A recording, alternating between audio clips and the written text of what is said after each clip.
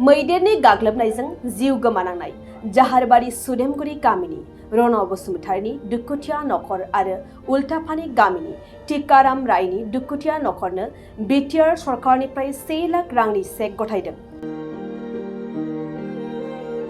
थांनाय 5 मार्च खालि मोनसे समावनो कक्राझार जिल्ला जाहारबारि आरो उल्टाफानि हालामाव मैदेरनि हरखाब गाग्लोबनायजों सानै सुबुङा अबथिरा जिउ गोमादोंमोन। मख'नो गोनांदि बै सानखालि जाहारबारि सुदेमगुरि गामिनि रन बसुमतारिया न' फारसे फैबाय थानाय समाव हरखाबै मैदेरजों गाग्लोबजाना जिउ गोमायो। फारसेथिं बे एखे समावनो उल्टाफानि गामिनि टिकाराम रायआ न'निफ्राय स्कुटि बानायनो होनना फैनाय समावनो हरखाब मैदेरजों मोगा-मोगि जाना अबथिरा जिउ गोमायो। बेखौनो दिनै कक्राझार जिल्ला लाइमोन गांखं इउपिपिएलनि आफादगिरि जनिल कुमार ब्रह्मनि मोनसे हानजाया बिटिसि सेल्फ केयार फान्डनिफ्राय जिउ गोमानाय रन बसुमतारिनि दुखुथिया नखराव 1 लाख रांनि चेक गथायहोयो। लोगोसेयैनो देबोरगाव ब्लक कमिटिनि इउपिपिएलनि नेतारि अशोक गयारिनि मोनसे हानजायाबो बिटिसि सेल्फ केयार फान्डनिफ्राय उल्टाफानि गामिनि जिउ गोमानाय टिकाराम रायनि दुखुथिया नखरनो 1 लाख रां गथायो। रुंसारि रन बसुमतारि सोरगोआरि बिथांनिसिम गिबियावनो मान बावनाय एबा सोरगोआव आरो गोजोन थानो मोन्थों होननानै आसा खालामदों। दिनैहाय नैबे जाहारबारि बिसिडिसिनि सिङाव थानाय सुदेमगुरि गामियाव जोङो जुथायै इउपिपिएल हानजानि जानानै सेल्फ केयार फान्डनि जेनाखि बिटिआर गभर्नमेन्टनि अनसुंथाइ होनाय बे चेकखौ गथायफोदों। थांनाय 3 मार्च खालि बिथां रन बसुमतारिया मैदेरनि जाथायजों माने रुंसारि जानो गोनां जाबाय। दा बेखौ नोजोर होनानै जाय फान्डआ बा जाय बिटिआरआव गैफेरामोन बेखौ अनसुंथाइनि महराव दिनै गोदान मोनसे थांखि लानानै बे न'खरनो होफैनो हाबाय। बिनि थाखाय जोङो बिटिआर गभर्नमेन्टनि मानगोनां चिफ प्रमद बर' सारखौ धन्यबाद होनांगोन। मानगोनां एमएलए लरेन्स इस्लारि सारखौ जोङो धन्यबाद होनांगोन बेबायदि मोनसे हाबाफारि लानायनि थाखाय। दिनैहाय मोननै न'खराव होनाय जागोन। गिबि हिसाबै रुंसारि रन बसुमतारिनो होग्रोनाय जाबाय मानगोनां रुंसारिनि बिसि थिंजेब बसुमतारिनि आखाइयाव। दा सेकेन्ड एबा नैथि हिसाबै उल्टाफानियाव हैनो थाखाय जोङो थागथियारि जादों आरो एसे उनावनो जों हैनाय जासिगोन। दिनैहाय थांखि लादों आरो बे थांखि बायदियैनो बे हाबाफारिया जालांबाय थागोन आसा खालामो। जाथाया जायोब्ला थारैनो होलांबाय थागोन आरो बेखौ जोङो आसा खालामनो हायो। जोङो गिबियावनो जोंनि मानगोनां बिटिआरनि सिएम प्रमद बर' सारखौ जों धन्यबाद होयो। लोगोसे लकेलनि जोंनि एमएलए लरेन्स इस्लारि सारखौ जों धन्यबाद होयो।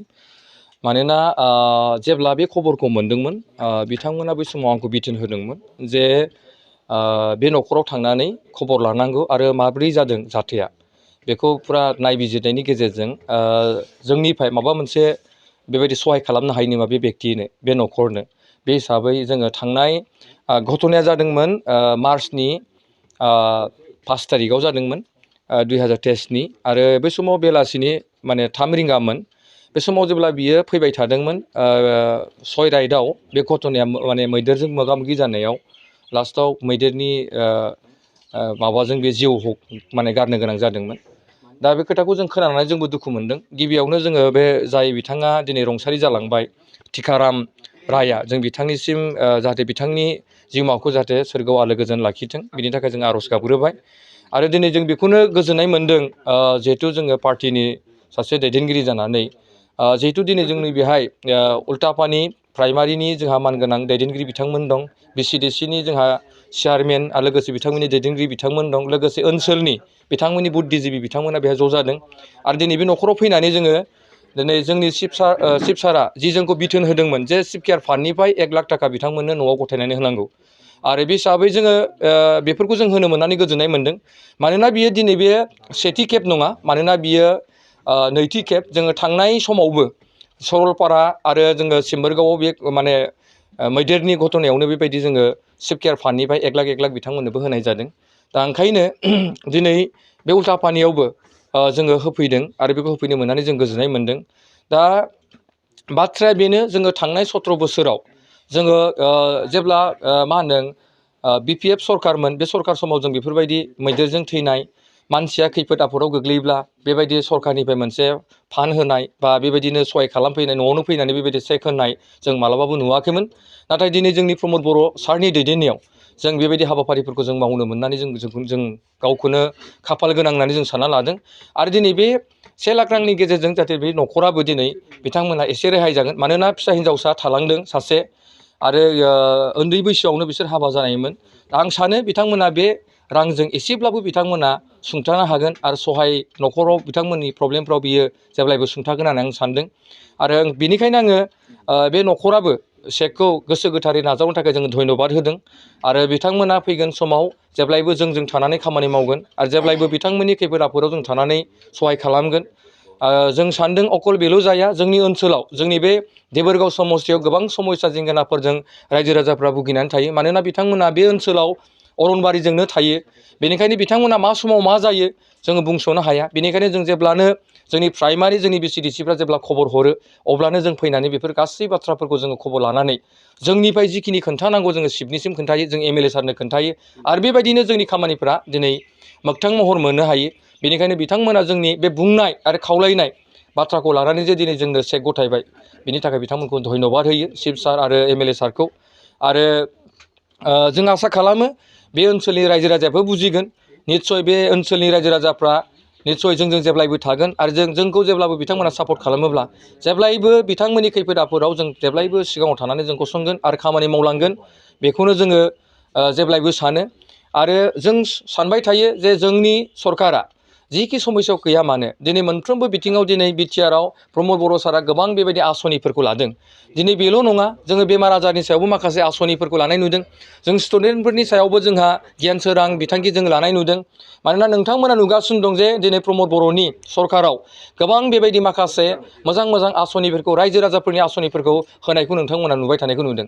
दा ओंखायनो जों सानो दिनै गुबुन पक्षआ गुबुन हान्जाया जोंखौ बुंनो नागिरो जे बिथांमोना जेबो मावाखै जिर' होननानै।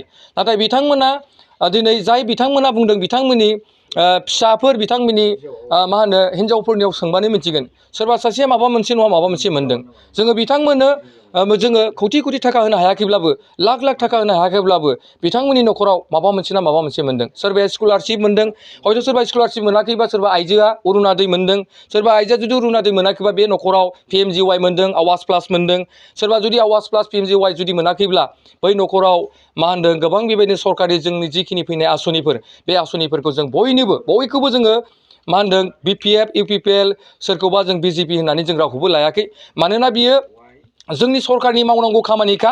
बेनिखायनो जोंनि सरकारा जेब्लायबो जों रायजोनि सरकार होननानै जों सानो आरो रायजोनि जेब्लायबो मोजांखौ जोङो मावलांबाय थागोन। आरो रायजोआ जि समावनो माने खैफोद आफोद जागोन जेब्लायबो बे थानानै जों गसंथागोन, खामानि मावलांगोन।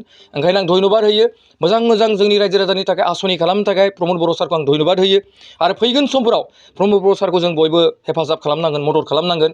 मानोना बिथांखौ जुदि जों एसे जुदि मदद खालामाब्ला आरो बिथाङा जोंनि थाखाय फैगोन इयुनाव बिथाङा जोंनि साबसिन हामसिन एक्सनफ्रा लानानै खामानि मावगोन। आरो मोनफ्रोमबो खामानि जाहाथे इसोरनि अननायाव इमप्लिमेन्टेसन जाथों, जाफुंसार जानो हाथों। जिखिनि बिटिआरआव मोजां आसनिफोर लादों बे आसनिफोरखौ मावफुंनायाव जेब्लायबो जोंनि मा होनो रायजो राजानि मदद आरो हेफाजाबजों जों होलांबाय थानो हागोन होननानै आसा खालामनानै दिनै नैबे न'खरावबो फैनानै जोङो गोजोननाय मोन्दों। आरो बे न'खरनोबो जोङो चेक होनो मोननानै जों गावखौनो गोजोननाय मोन्दों। फैगोन समाव जेब्लायबो मा होनदों जोंनि प्रमद बर' सारनि जिउआ गोलाव जाथों, लरेन्सयारि सारनि जिउआ गोलाव जाथों। आरो बिथांमोना जेब्लायबो थानानै बिथांमोननि गेजेरजोंनो जोङो मोजां रायजो राजाफोरनो आसनि होलांनो हाबाय थागोन होननानै आसा खालामनानै जोंनि मिन्थिनायखौ जों एसेनोसै मिन्थिहोबाय। आरो 4 लाख होनाय जायो बेखौ न'खरनि मानसिफ्रा प्रसेस खालामनांगोन। मानोना जोंनि बिटिआर सरकारनिफ्राय चिल्ड केयार फान्डनिफ्राय जों 1 लाख थाखा होनाय जायो। बेबायदिनो आसाम सरकारनिफ्राय 4 लाख मोनगोन। बे 4 लाखखौ बिथांमोना गासैबो प्रसेस खालामनानै बिथांमोना जिहेथु फरेस्टआव गोलैयो बिथांमोना रेन्जारनो खबर होग्रोनांगोन। रेन्जारा बे रिपर्टखौ होगोन डिप'आ बेखौ CSDनो हरगोन आरो CSDआ बेखौ रेकमेन्डेसन खालामनानै स्टेट गभर्नमेन्टनो फाथायनाय जायो। दा बिथांमोननि माबाया प्रसेस खालामनाया बेसेबां पर्यायाव दङ जों बिथांमोनखौ मिन्थिना लागोन। आरो बिनि उनाव बिथांमोननो जुदि सहाय नांगौबा CSD लेभेलाव जुदि नांथारनानै दङब्ला बेखौबो जों रायलायनानै जेरैखि जाया बे 4 लाख थाखाखौ बोरै मोननो हायो।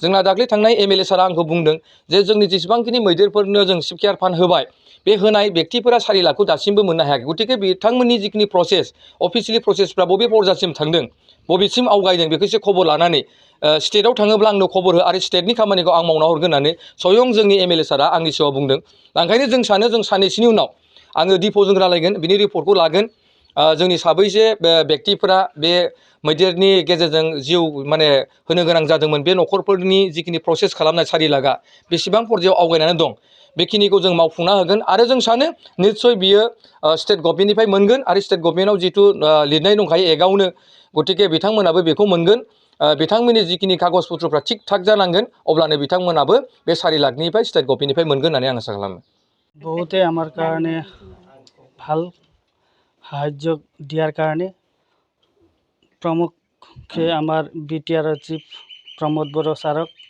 তাৰপিছত আমাৰ দেবৰগাঁও ব্লক কমিটিৰ UPPLৰ বিশেষকৈ আমাৰ অশোক গোহাৰি ছাৰক আৰু আমাৰ উল্টাপানী লাবণ্যপুৰ এৰিয়াৰ VCDCৰ চেয়াৰমেন মহোদয় তথা প্ৰাইমেৰী সকলক এই সাহায্য দিয়াৰ কাৰণে মই তেখেতসকলক মোৰ ঘৰৰ হৈ পেলাই তেখেতসকলক মই ধন্যবাদ জ্ঞাপন কৰিলোঁ যোৱা 5-3-2023 ইঙত মোৰ ভাইটি টিকাৰাম ৰায়টো ঘৰৰ পৰা স্কুটি সাৰ্ভিসিং কৰিবলৈ গৈছিল উভতি আহোঁতে 3টামান বজাত উল্টাপানী বিস্মৰি উল্টাপানী ৰোডৰ 6 নং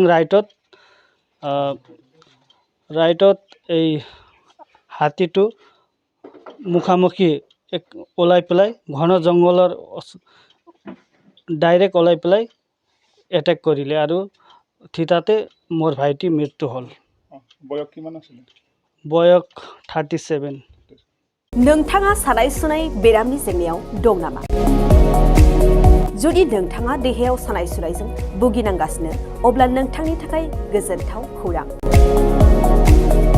नोंथांनि थाखाय दं SI निउर' थेरापि सेन्टार बे थेरापि सेन्टाराव नोंथाङा गोरलैयैनो सानाय सुनाय बेरामखौ फाहामथाय लानो हागोन ট্ৰিটমেণ্ট পাইছোঁ লগে লগে মোৰ মনৰ শৰীৰটো মানে একদম ফ্ৰী হৈ গৈছে খোজ কঢ়াত খুব অসুবিধা আছিলে চাইডটো মোৰ একেবাৰে মানে বহুত বেয়া আছিলে মানে খোজ কাঢ়িব মানে ভালকৈ পৰা নাছিলোঁ ইয়াত মোটামুটি 3 দিন আহিয়ে মই ভালকৈ খোজ কাঢ়িব পৰা হৈছোঁ सिं सानाय आफादावरि सानाय मोदोम जरा सानाय आइजोफोरनि जेंना खर' सानाय बायदि बायदि बेरामखौ बे सेन्टाराव फाहामनाय जायो SI निउर' थेरापि सेन्टारा चिरांनि बेंटल साफागुरियाव दं बे सेन्टाराव थानानैबो फाहामथाय लानो हानायनि सुबिदा दं जुदि नोंथाङाबो फाहामथाय लानो लुबैदोंब्ला नैबे मबाइल नम्बर 7620160459 नङाब्ला 9476977956 आव थोंजोङै जगाजग खालामनो हागोन